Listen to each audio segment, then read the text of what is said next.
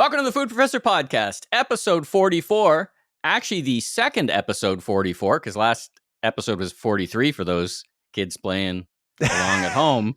Made a bit of a mistake there. I'm Michael LeBlanc. And I'm the food professor, Sylvain Charlebois. Sylvain, great to see you as always. I think it's going to be a short episode. We got nothing to talk about. Nothing's going on in the world. There's no issues. It's really a quiet time. Not.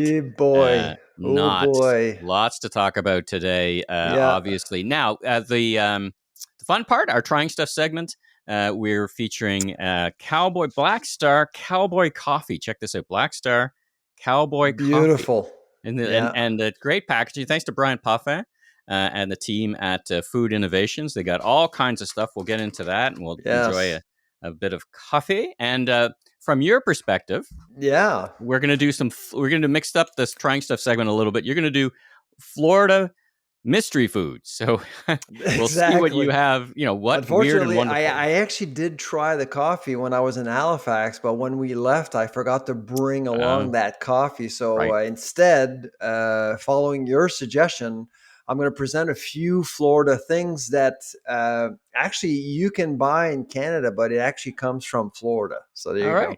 Well, that's fun. That's mixing up the segment. And you've had the coffee, so you can comment on your experience with it as well. And we have a wonderful guest, Richard Scofield, the president, CEO of St-Hubert Chicken, which is a family favorite of mine.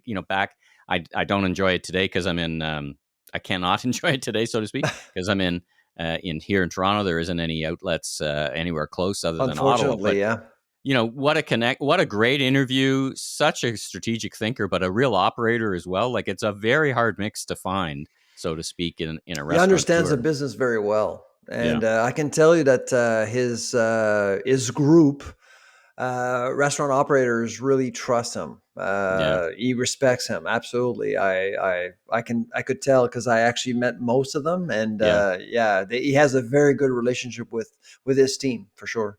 Yeah, so many of the listeners may know the name. They may not. It's mostly Quebec-based business, but traded around the country in a wholesale grocery. Anyway, fantastic interview, great business, super interesting. So we'll get to that. Let's start where we must, the war in the Ukraine.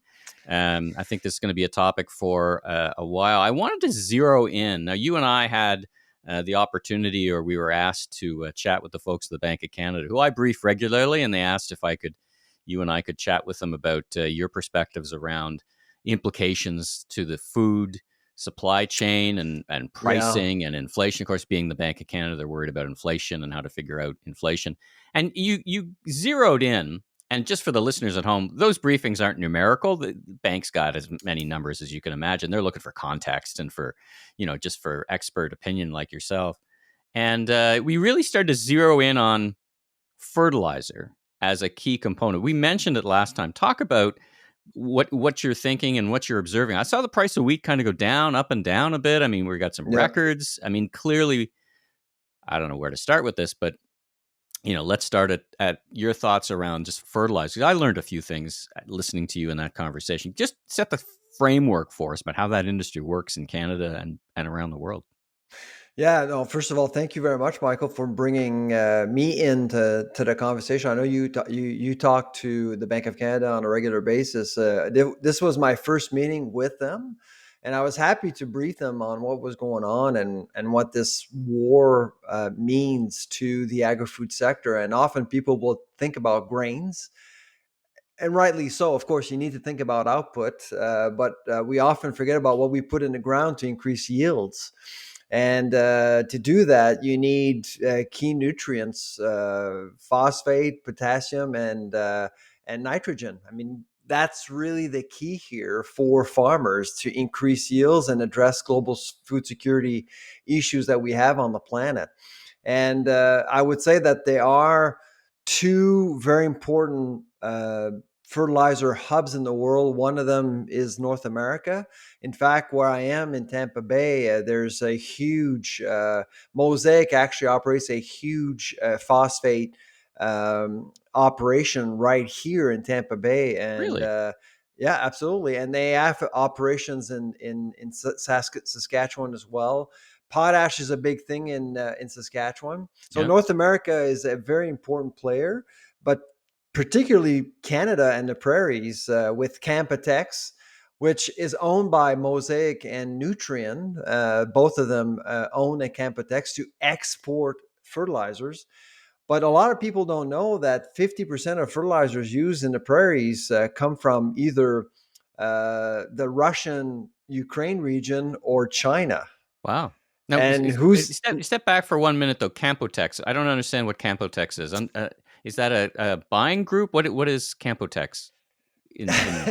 Canpotex is a company basically owned by the two major fertilizer companies out west, and it represents them. It's a single desk model essentially. Its mandate is to sell fertilizers at the highest price possible. So Essentially, they're the marketing organization of the fertilizer for the fertilizer companies, pretty right? much.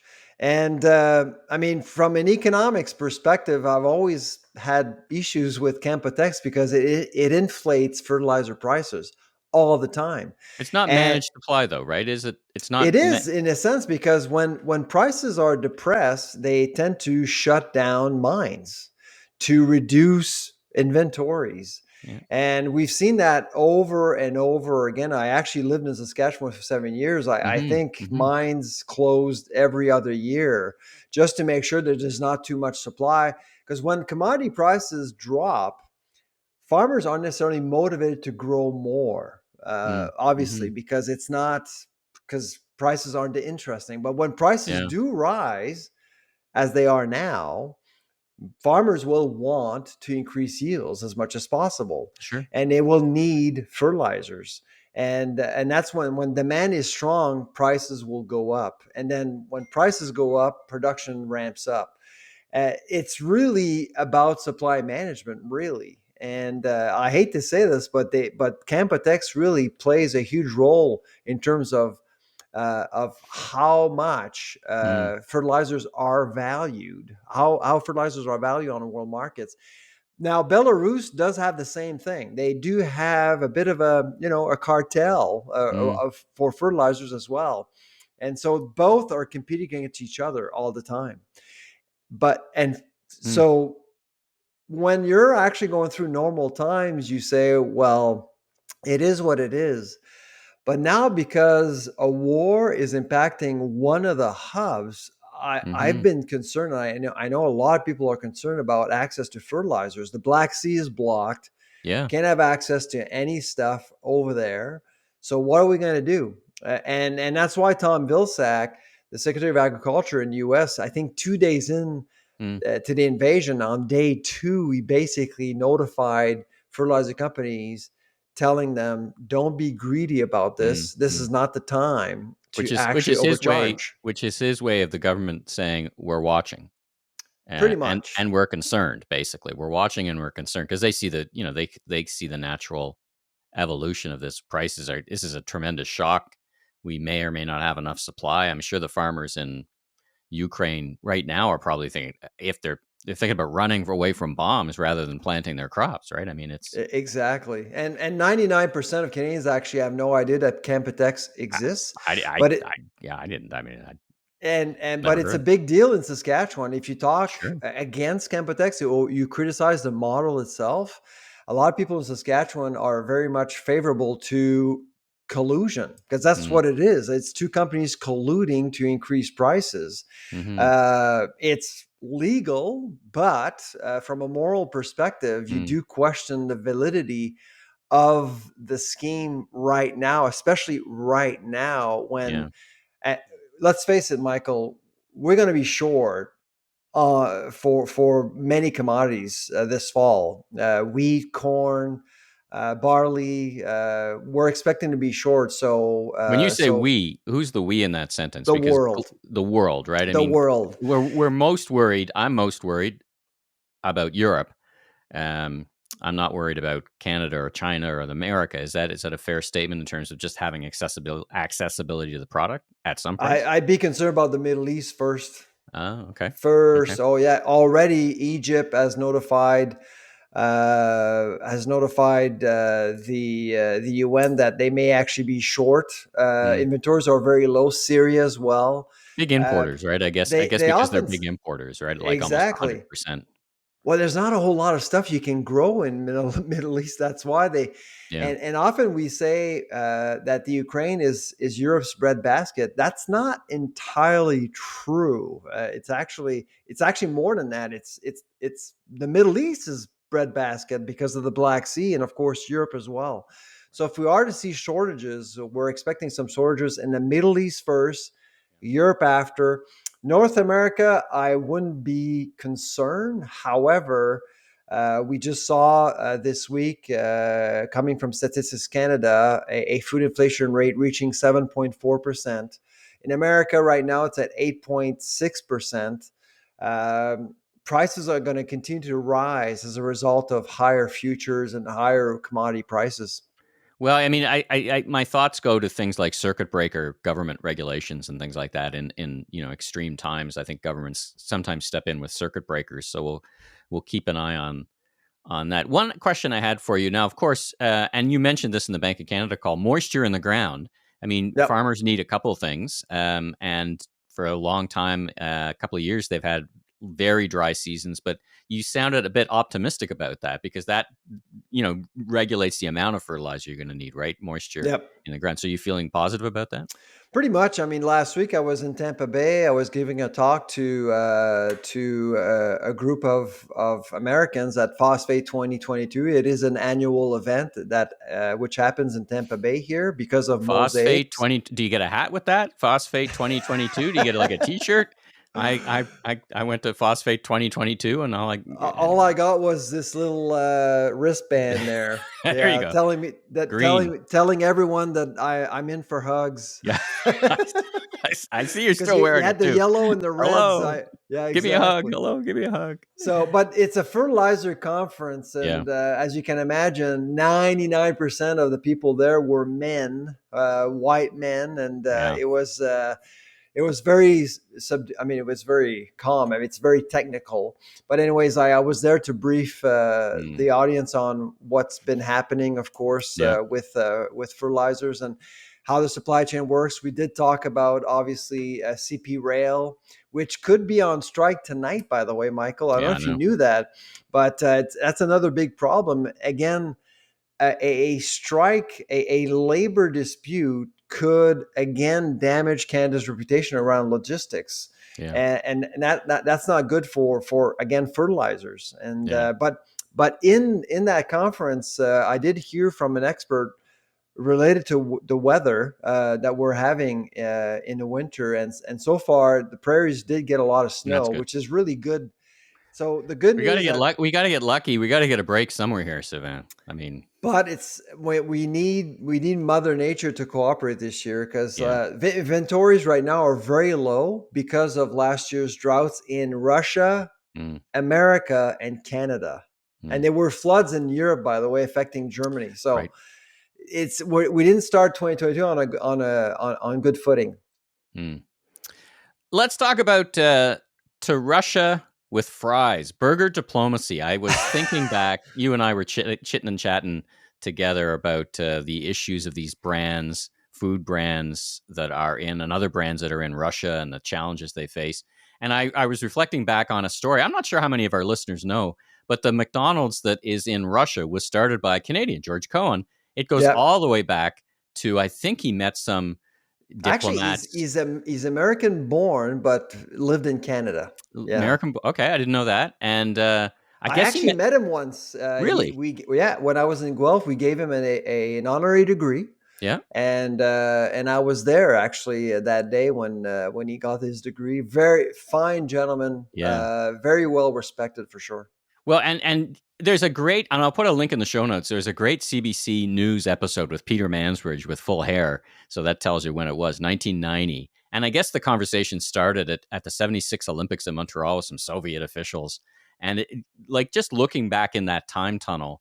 I mean, there's now what 900, I think something close to 1,000 McDonald's in Russia, but at that time it was Yeah, a revolution, literally, and it was called burger diplomacy. Now I'm seeing the opposite effect, right? Brands really have to be so careful about, how they operate their franchisees. I was reading the Aldo Group, Ben Sadoun was just so mad because he's got franchisees there that are just going to source other product. But then you've got people shopping at Aldo in Russia, and he's Yeah. so against the principles. It's a tough position to be in. I guess you really got to watch your brand right now, right? Pretty much. I mean, I think the majority of companies, and we'll stick to agri-food, of course, Sure. For because our purposes, there yeah. is. I think it's a bit different when you deal if you're a food company, because you're as a food company, whether it's McDonald's or Burger King or Alimentation Couche-Tard or McCain's, you're part of that country's Culture. food security fabric, really. Mm-hmm. I mean, you do supply food to the Russians, and not all Russians are supporting what is actually going on in the Ukraine. 2/3 And are, though. 2/3. I mean, they're fed the information they get, right? So that's right. the challenge So is if they knew what was going on, that's a whole different thing. And we know how, even in our world, how much disinformation is warping from the platforms. How many Americans think Trump won the election? So we shouldn't judge too harshly the Russians for thinking there's not much going on in the Ukraine, right? yeah, and we got our dose of misinformation during COVID ourselves, Yeah, continue and to. Yeah. yeah, exactly. So, as a company, you got to be very Mm, careful. I think McCain's approach was the right one. They kind of stopped the project, yeah. thought about it, and pulled. Alimentation Couche-Tard did the same thing, but they had Mm, 38 stores, so it wasn't a big deal. McDonald's, Coca-Cola, they all absolutely. pulled Yeah. Yeah. very quickly, very clearly. Now, Uh, McDonald's, I didn't realize they were all corporate owned, so that's a whole other world of. I that's mean, that easy. makes it easy, Is basically exact. Burger easy. King with RBI, that's a tough one because you basically have a Franchisees. master franchise deal. Yeah, You don't necessarily own the restaurant, so they just decided to stop supporting yeah, franchise. and donate some money as many have. I mean, but the risks are there, right? People, you know, What I didn't like about Burger King is the delay. I mean, mm, they kind of they over time. I actually wrote an op-ed about that, and mm, RBI wrote to me basically telling me that, well, by the way, we just announced this and we announced that, mm, but it was days after the mm, invasion, at least a week, if not a week and a half. While other companies like McDonald's did pull very yeah. quickly to really send a message. But I don't know if you saw in the news, some companies are sticking around, like Papa John's. I saw that in Yeah. the news today. I mean, it's yeah. I think that's a strategic, at a minimum, a strategic. Morally, I think it's questionable. I think they're talking about food security, but from a brand perspective, and that's trouble. Uniqlo, the big fashion retailer Uniqlo out of Yes. Japan, they announced we're staying. The Russian people deserve to have great product. They reversed that 2 days ago. They're like, Oh, did they? I yeah, they missed that. reversed. So Yeah. they're getting out. They're getting out as well. So listen, it's a challenge for anybody run the business, but this is what they get paid for at the big levels, to think about these things very strategically, which is I would Listen, the encourage them to bottom do. line, you have a massive country Yeah, invading a slaughtering innocent women and unprovoked children. diplomatic Yeah, country. I mean, seriously, in yeah. 2022, I as a company, it's hard to accept that. I I I would I say. I think if the Papa John folks are listening, the worry is, you've got some Russian soldiers coming back after their hard work of slaughtering the innocents for a nice slice of pizza, and that'll be a great picture to have on the Oh, front page of the paper, man. right? So anyway, watch out. Watch Yeah. out. There's the right thing to do morally. I mean, Richard actually talks about nothing about Yep. Russia, but Richard talks about making decisions that are based in the organization's principles that you may not even know they're making those decisions, right? So be very careful. Yeah. No, um, absolutely. Yeah. all And right. like I said, with agri-food, stakes are a little bit different because you are looking at supplying food to a nation. And so to back out, there It's are tough. implications. But I honestly, for Canadian companies, other than RBI, I thought they did very well. RBI's delay was concerning a little bit. Yeah. All right. Well, listen, let's get to our trying stuff segment. I got some other stuff to talk about. So, for our trying stuff segment, once again, we've got Cowboy coffee. So, I'm just going to go get my coffee, and you go get your mystery product, and we'll be right back. All right.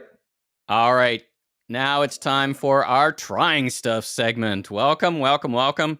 And in this segment, very, very cool. We've got a Black Star Cowboy coffee. Check this out. Just wonderful flavors. There we go. Packaging. Wicked packaging. Yeah. Very, very generous. So they sent us a bunch of, and I know you, you were saying earlier, you've had the product, but you forgot it in back home. So and I'm going to show. Try it. But you did try it. You did try it. Months ago. Yeah. So I'm going to show the folks the different brands, and we'll talk about that. So there's medium fire roasted.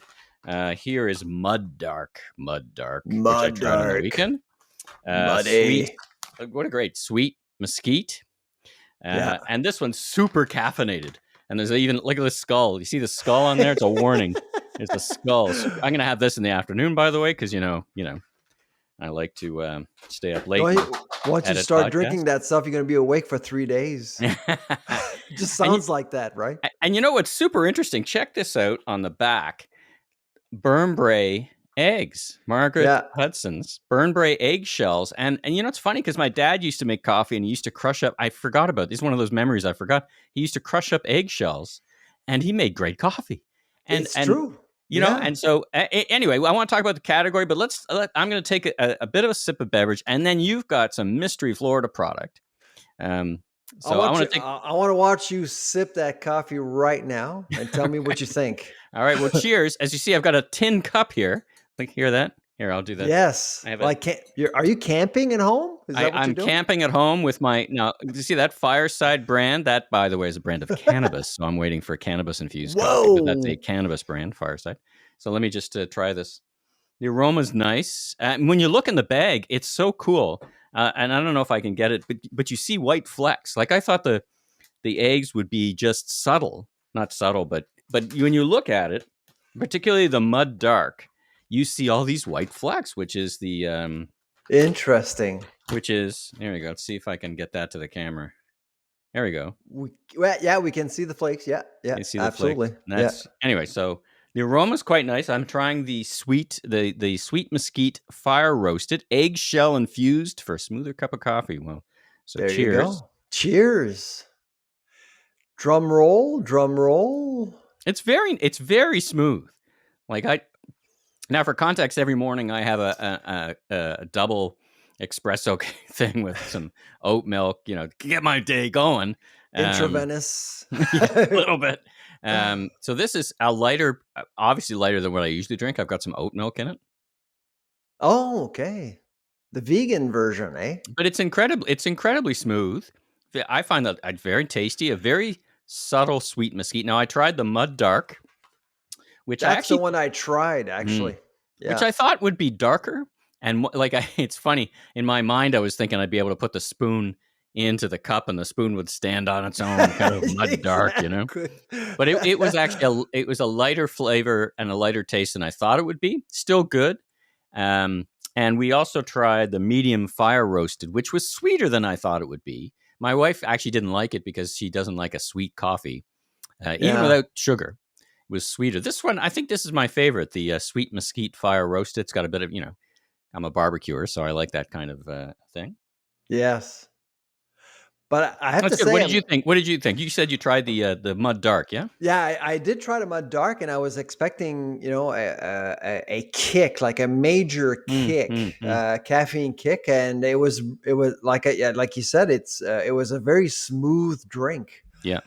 Very smooth, very tasty, and it was very nice. And I really regret not bringing, because good coffee in America is it's a hard find. It's a strange thing, eh? It's a hard thing to find. Seattle's got some good coffee. I got to give them props. Well, you got Starbucks, of course, everywhere. So you got that go-to place, but still, it's nothing like Cowboys or other brands. So all right. So what do you have for us? Mystery Florida foods. Well, so first of all, I did discover some coffee, which is coffee that America runs on, which is Dunkin' Donuts. Oh, Dunkin' Donuts. Yeah. I had to buy it. I haven't tried it yet because I wanted to give all the space to Cowboy's coffee as much as possible. Yeah.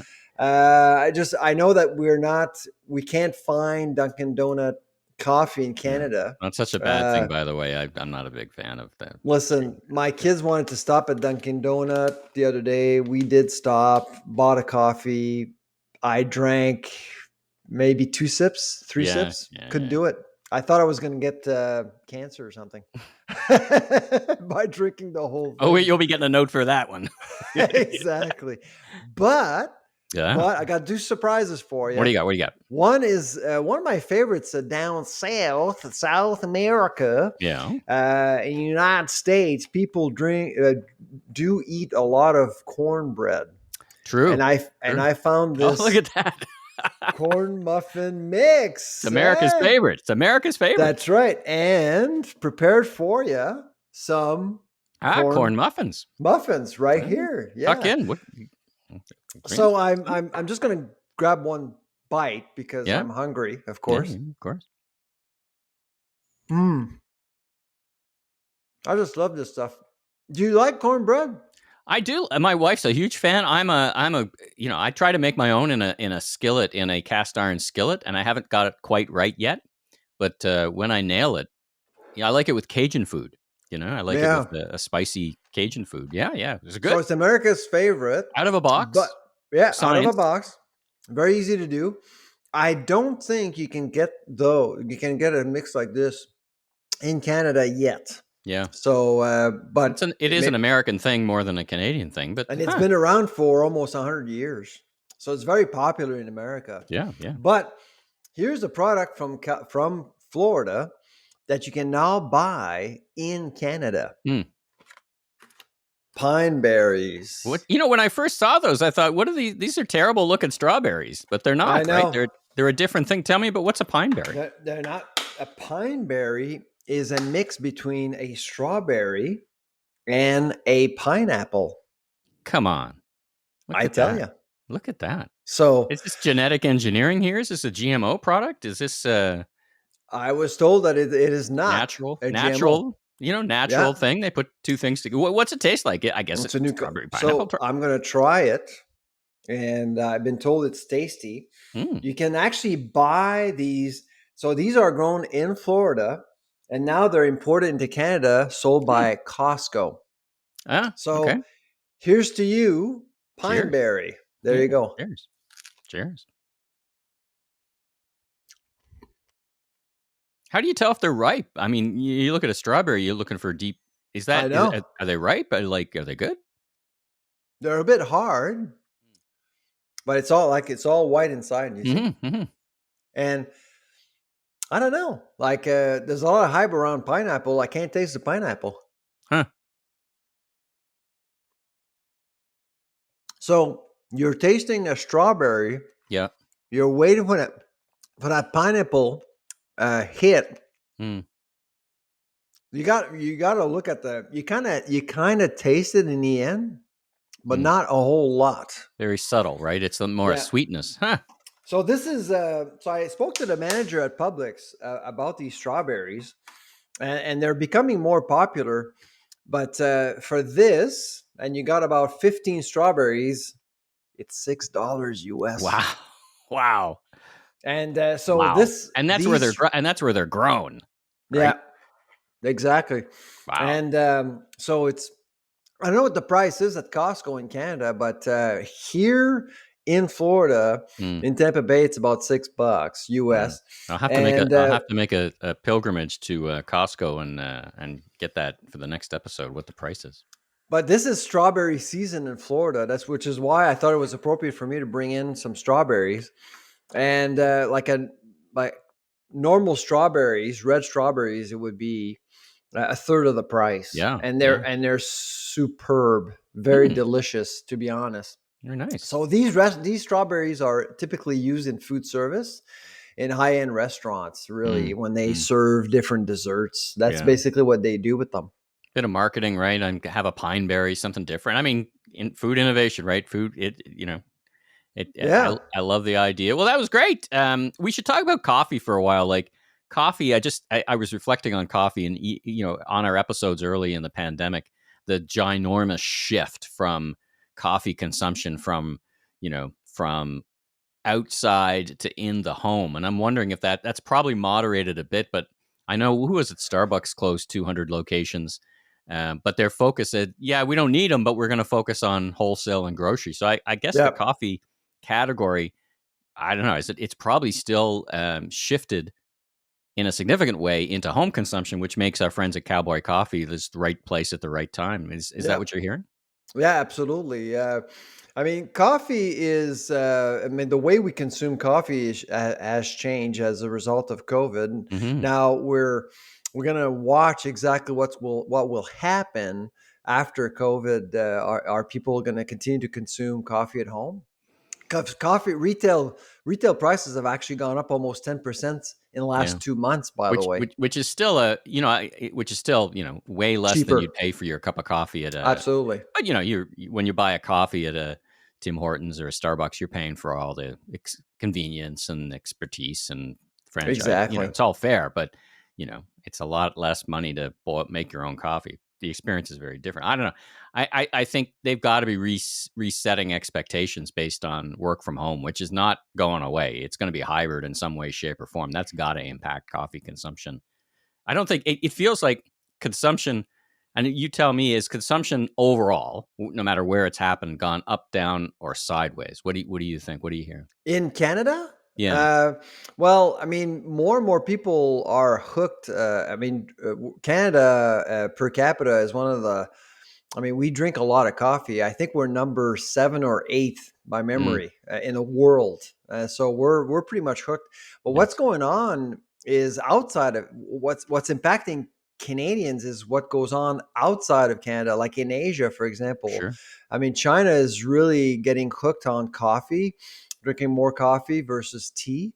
And that's Mm, putting pressure on commodity prices. Like coffee futures are way up, and because of climate change, the Arabica bean, that would be Starbucks' legacy, getting people to drink, more bitter coffee, I guess, mm. stronger coffee. The Arabica bean is becoming more popular, but you need specific growing conditions to grow Arabica coffee, and because of climate change, we're running out of space, and we are expecting coffee beans to become more expensive, especially the Arabica, which is why we're actually expecting investors to look into lab grown coffee. Huh. It's already started. Like Grown I coffee. think I think there are about 5 or 6 projects around the world, and they're developing lab grown coffee beans. Hmm. Yeah, so stay tuned. Well, I was just looking at the packaging while you were talking. This is all Arabica. I can never pronounce Arabica bean. This is Arabica. all. Anyway, this is Arabica Cowboy Black Star Cowboy Coffee. I'll put a link into their website. You can find out where to buy them. You can buy them direct as well.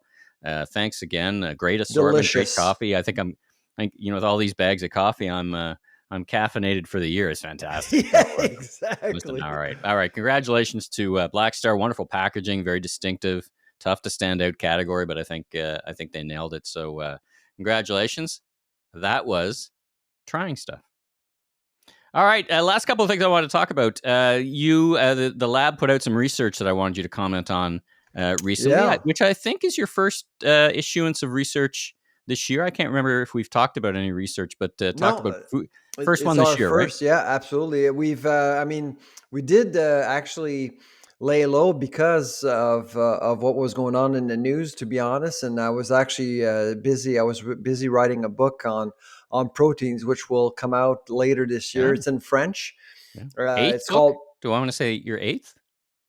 seventh Seventh. book. Yeah, seventh book. All right.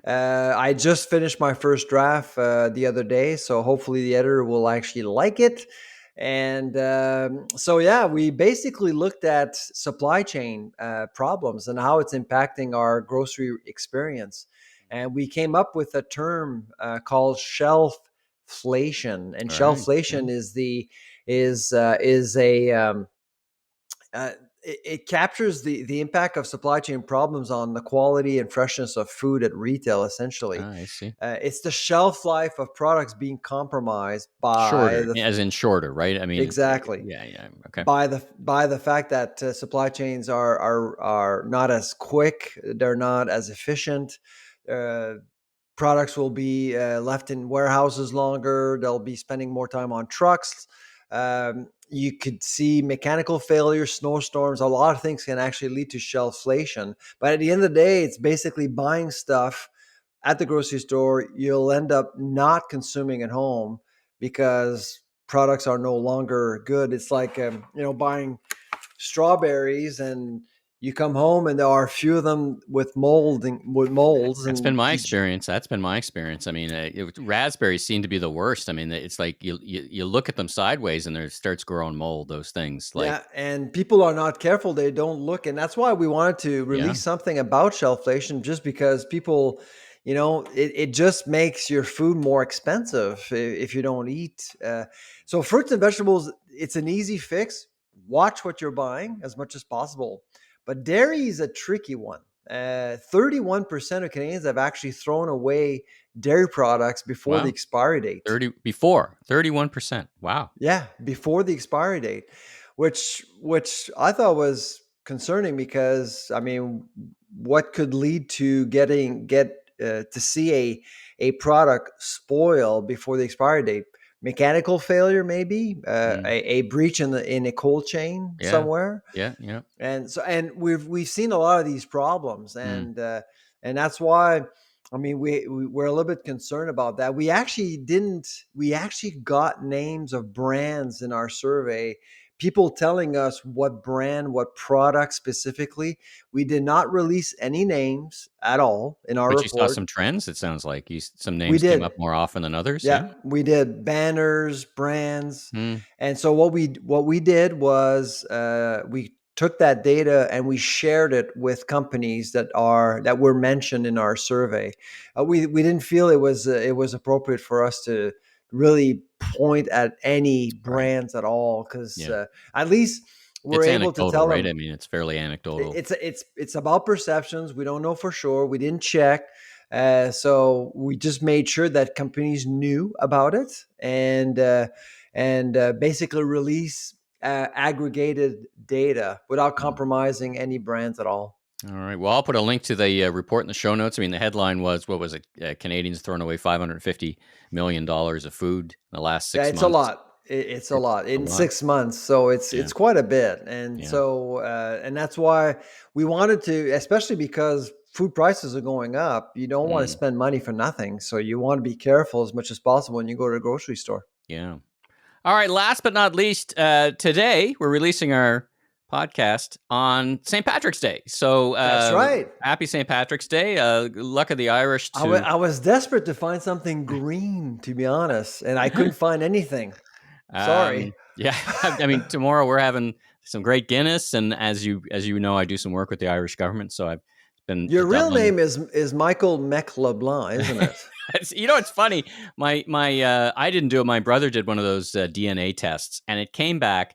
My father was Acadian. My mother was from Ottawa. It came back. I'm like 95% Irish, and I had descendants. And I'm like, What? come on, yeah. It's like, come on, like no French at all. Come on, really? Like my family. The LeBlancs are the first one of the first families in the entire country. So anyway, Exactly. I showed it to my friends in the Irish government. I said, look, that's why you're hiring me, because I'm like almost 90% Irish. But I did want I did want a quick comment. When I think of Ireland, I think of the CETA trade agreement, and I think of foods going back and forth from Europe. And I know some numbers that it's increased significantly. Any quick thoughts on the CETA agreement and in the food trade business, and plus, minus, negative? Any quick thoughts on CETA? Well, CETA is a deal that we need to take advantage of. I don't think we are. Mm, And frankly, as a nation, we tend to, in the agri-food sector in particular, I can't speak about other sectors, but in the agri-food sector, we often see trade deals as a threat, not as an opportunity. Uh, I think there's a lot of business that we can conduct with Europe, and being in Nova Scotia, by the way, we're so well positioned to do well, but we don't really take the proper steps to take advantage of these deals. I don't think we are seeing more European products in grocery stores in Canada. Yeah. I just wish we would actually do the opposite. We could actually sell more products in Europe, and it's a huge market there. And we have a lot to offer. I actually do think that we're going to produce a lot more food, affordable food, and the quality of the food that we are producing is very Top notch. strong. Yeah, top notch. Yep. Our food safety record is very Number one. strong as well.